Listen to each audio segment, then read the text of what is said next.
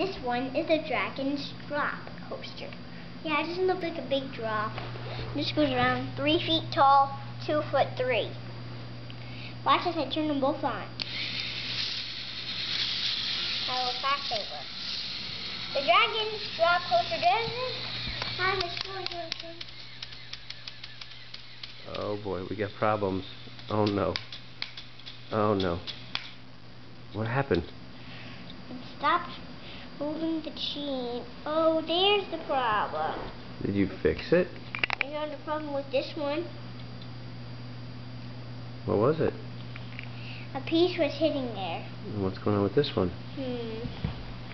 Looks okay.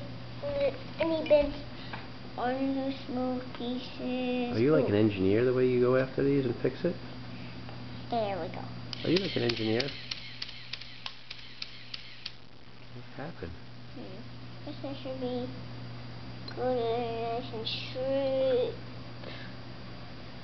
Oh, that thing just needs to be moved up. That's it? Yeah.